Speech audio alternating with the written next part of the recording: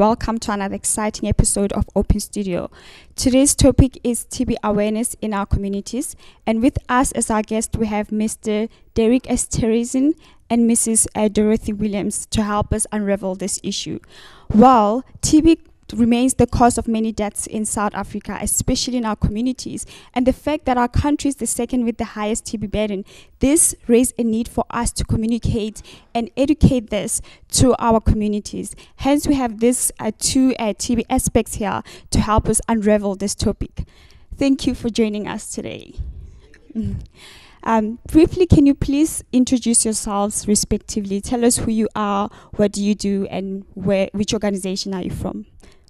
We can start with you, Mr. Derek. I'm Derek Esterhazy. I'm the provincial manager for the South African National Tuberculosis Association, shortly called SANTA. And I've joined SANTA in 2003. So SANTA stands for? 2003. I've joined the ranks of SANTA. And the SANTA is an abbreviation. Can you please tell the community about what does it stand for, SANTA? Okay, of course, the SANTA is to do with fighting tuberculosis in South Africa. We, as the Western Cape, is part of the national body of SANTA, and we cover the whole of the Western Cape. So we have got branches in most of the towns in the province, and the branches are situated in the communities where TB is most rife. So the branches, you will probably won't find an office, because most times the branches operates from a house. Now we must remember that TB is a disease that's mostly found in the poorest of the poor communities. So the people doing the curing is the people in the communities. So basically, SANTA is spread out. SANTA is. And can you tell us the abbreviation? Like, what does SANTA stand for? Because it's an abbreviation. Tell us what is the SANTA stand for? SANTA stands for South African National Tuberculosis Association. Oh, thank you. Can you introduce yourself, Mrs. Dorothy? Yes, I'm Dorothy Williams. I am a branch chairperson.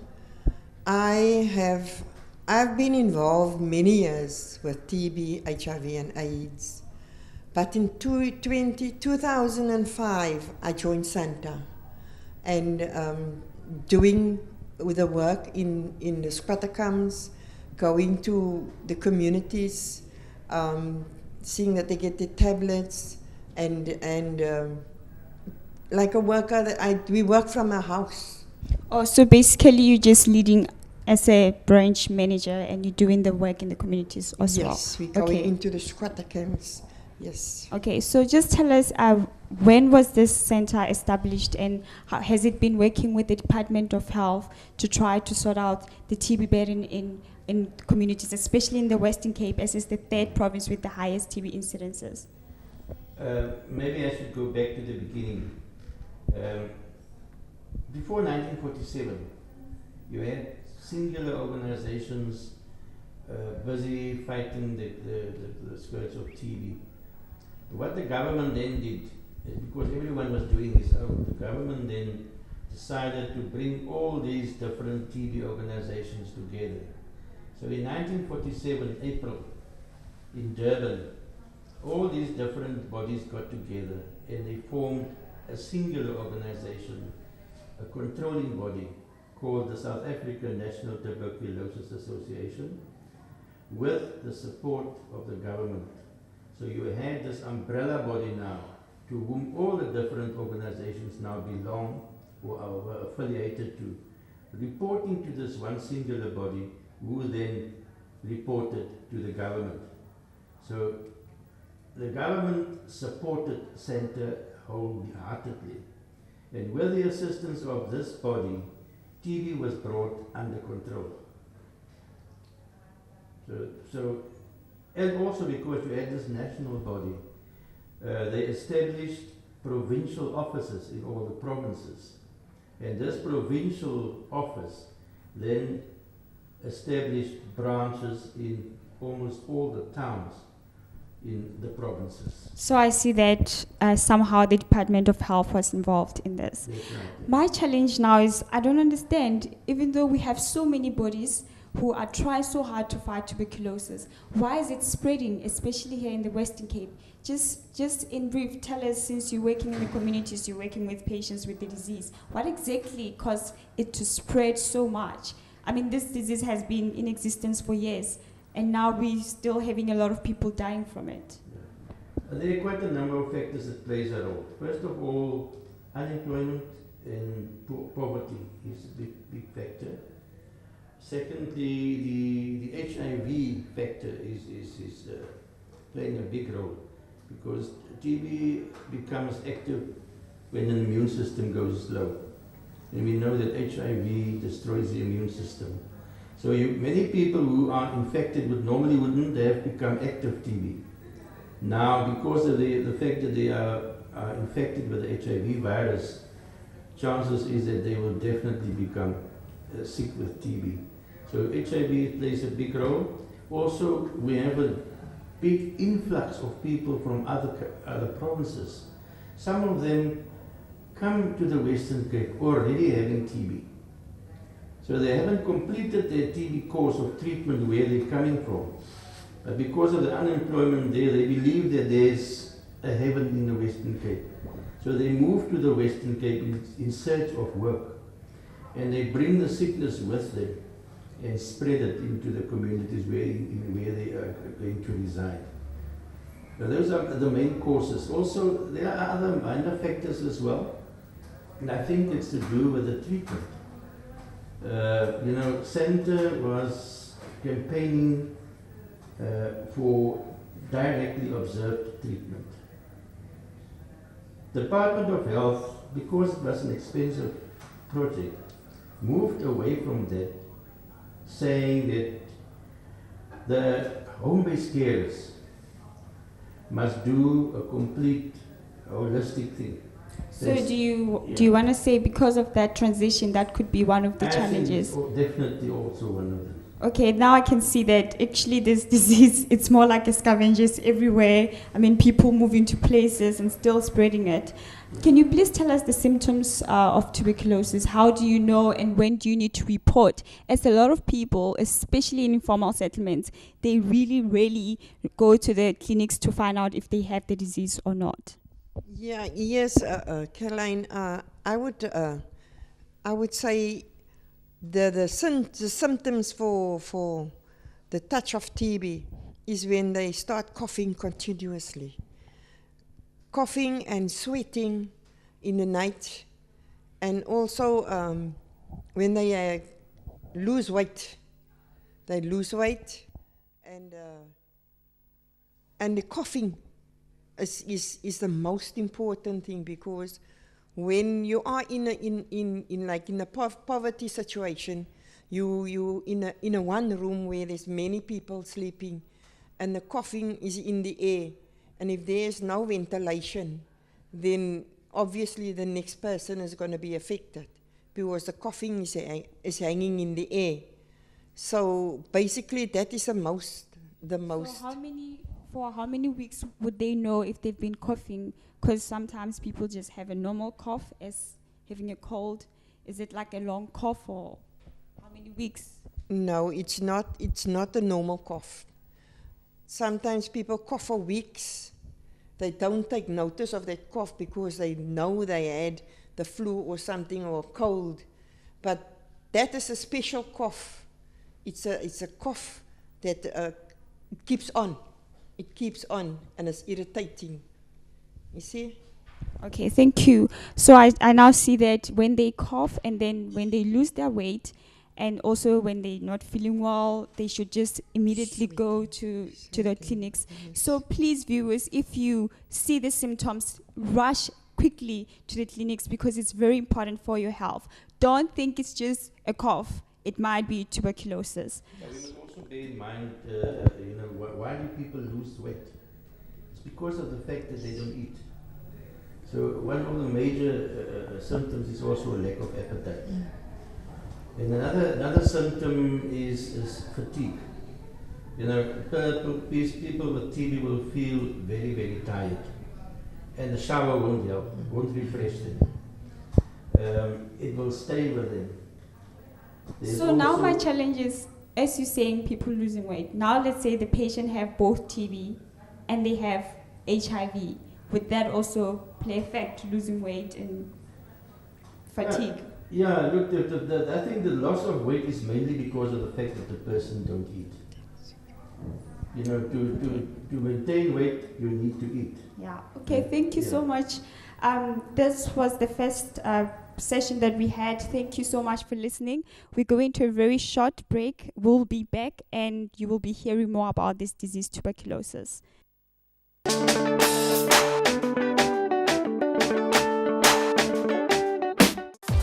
Here at DSTV School of Cool, we can't teach you how to text 200 words per minute, but we can hit you with some serious knowledge, yo.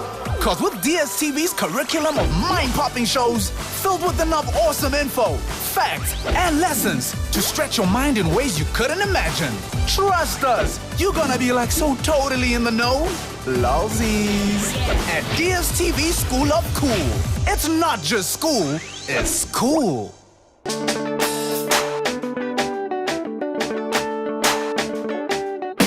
Come back. Thank you again for tuning in Open Studio. As I said, today's topic is TB awareness in our communities, and we're still unraveling this topic with our guests in TB aspects here. So just to continue, can you tell us, is this disease curable? Is treatment freely accessible, and how long does it take for it to be curable? Yes, Caroline, TB is curable in a sense that there's treatment that you can have. The treatment takes sometimes 6 months, and in the first 4 months, yes, it's rife and it's heavy, and after 4 months, then when the patient sees that he's getting better, he leaves the treatment, and then they get sick, they leave it, they go out, but that's where the DOTS workers come in. The DOTS workers go out and seek them.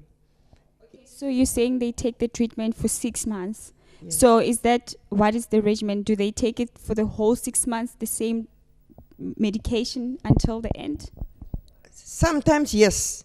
But mostly when we go out to them, yes, we monitor them to ensure that they do take the treatment and that they are healed. But sometimes the treatment, if the TB is very in a more advanced phase, then 6 months is not enough. Would that be? Can you tell us the more advanced phase? What kind of TB form is that? That is the MDR. Yeah. Okay, MDR. What does MDR stand for? MDR is abbreviation for multi-drug resistance. When a patient starts on treatment, we're talking about normal TB. Okay. Patients start on treatment, the normal period of treatment is 6 months. They start off with drugs. First of all, they get a drug consisting, or a tablet, so I rather put it that way, a tablet that consists of 4 drugs. That they will take for a period of 4 months. We call that the intensive phase. After the 4 months, they will do what they call sputum tests. And the sputum test should show a vast improvement on the first test. They will then be introduced to a second tablet, which contains only 2 drugs. They will take that for the remaining period. After the 5 months, they will do another sputum test, and at that stage, they should be cleared. There should be no longer any bacteria in the sputum. Which means it can be curable, like the disease. It is curable. Dorothy mentioned the fact that, it depends on at what stage they get into the clinic. If a person waits too long for treatment, the damage done to the lungs is as such that cure is difficult. And how freely is the drugs? Where can they? Is the drugs really freely accessible, and where can they get them when they have the disease? In South Africa, treatment is freely available at the clinics. Freely available at the clinics. And therefore, we encourage people to, the moment that they suspect that they might have TB, that they go to the clinic immediately to be tested. And sometimes the test might come back negative, but if the symptoms persist, they must go back again. Because there are various different tests that can be done. Okay, thank you. As you hear again, viewers, that tuberculosis, it is curable. You just need to report to the clinics. So in 2014, South Africa hosted TB conference in Durban, and the theme was working together to eradicate tuberculosis. While there was a group of activists from Stop TB NGO saying that tuberculosis should be labeled as a public health emergency. Do you agree with this statement or not, and why? I definitely agree with it, because TB, although the Department of Health says that TB is under control, talking about normal TB, the multi-drug resistant TB is definitely on the increase. So something drastically needs to be done to curb that. And the only way to do that is to find the people and test them before they become active, before they can spread it to the rest of the people. So do you think people should be screened for TB if it's an emergency? Well, South African Department of Health has already decided to go on a campaign they call it 1990. That is to screen 90% of people for TB, to make sure that we find them before the TB becomes active. And if they found to be infected, even though they're not sick yet, to put them on isoniazid prophylactic treatment. Okay, and Mrs. Dorf, do you want to add something to this? Yes, but I think what is most important is that the community needs to know is that the poverty situation out there is so rife, and that adds a lot to the infection of TB and HIV and AIDS. And also, we as DOTS workers, if, like Derek has said, the government has taken over the DOTS worker, but the home-based carer is not trained in DOTS working. So we as DOTS workers, we go into the squatter camps, and we see to that patients they get their treatment. If they lose out on the treatment, we go look where they are. We do follow-ups, because it's important. It's already they don't have something to eat. Sometimes we have to give out of our pockets for the patient to eat, to take his tablets. So it is an emergency. Is definitely an emergency. So I believe now, like, the Department of Health should be thinking again and trying to help you as center to try to fight this disease. And another thing, I'm just kind of curious, because there's people working, in hospitals who are just helping people with the disease. Are they at risk of getting the disease or not? And what about you too? Because you're also working with these people, or the patients with the disease. Are you at risk? Wouldn't you be a little bit scared? Well, there are a lot of people already who died from TB. Yes. People who work in the hospitals, people who work in the clinics. How can they try to, protect themselves? Well, at the moment what they do is they provide masks at the clinic, so that when you go in there, whether you're a patient or whether you're a person working there, that before you enter, you put on a mask. That prevents you from inhaling the germ, because TB is an airborne disease.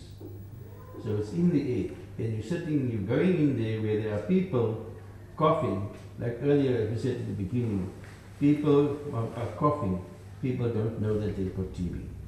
Because not everybody that coughs has TB. Doesn't it scare you that you wouldn't know some that have TB? I have a mask everywhere I'm going. Carolyn, I think, yes, it scares you. Because I always ask this question, who's protecting us? What is protecting us? So we have to do something and protect ourselves. The government needs to look into that. We are volunteers. The home-based carers are being paid to do their job. They go, it's the end of the day, of their working day, they leave the patients as is. without thinking, did that patient have,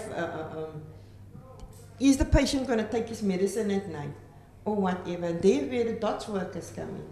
So just we to are follow up on that, volunteers. sorry to Yes. disturb, just to follow up on that, I know that the DOTS program was launched, and now I see that you're working as a center community health care volunteer. Like, is it different jobs that is being done? Because both of you're trying to get the patient to get the treatment and get cured. Is it different? Evelyn, yes, it is different. We are doing it overtime, as I call it. We're working overtime, voluntary. But the Dutch the home-based carers, they got a set hours for the day. And once the day is done, they don't care if the patient is going to take his tablets or whatever is going to happen to the TB patient. Knowing that most of the TB patients is in a dire, absolute poverty situation. I must say, really, the government should do something about this. Maybe you guys should collaborate, with the home care-based carers, and so that we can see the synergy and we can see something happening. Because how is this patient going to take treatment with an empty stomach, and how do we know if they spread the disease or they get cured? Just as a roundabout conclusion, I just want you to just tell me in short, what are your opinions? What do you think it is the future out there? Do you think we'll ever get to the fight and really eradicate tuberculosis, especially in the Western Cape, especially in South Africa? And now with the high prevalence of HIV, is there a way forward for South Africa? Is there a way forward for the Western Cape? Caroline, I still want to see the silver lining at the end. I always believe in it, because I think if we now say, look, it cannot work, and give up, then of course it's going to be chaotic. It's going to be a big problem.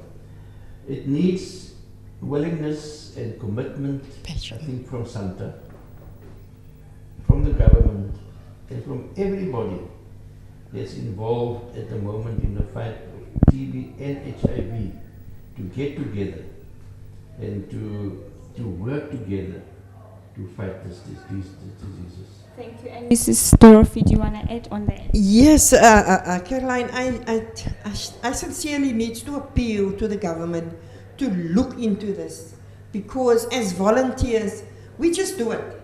We don't think, we just do it. Okay. And they need to look and come to the party and see what's happening Okay, here. thank you so much. Just to close up, as you've heard from their opinions, yes, we can eradicate tuberculosis, but the government needs to work with these volunteer workers. It's not only about writing budgets, it's about going there and seeing what is happening in the communities. Thank you so much for joining us in Open Studio, and hope to discuss some relevant topic again at some point. Thank you. I'm Caroline. God bless.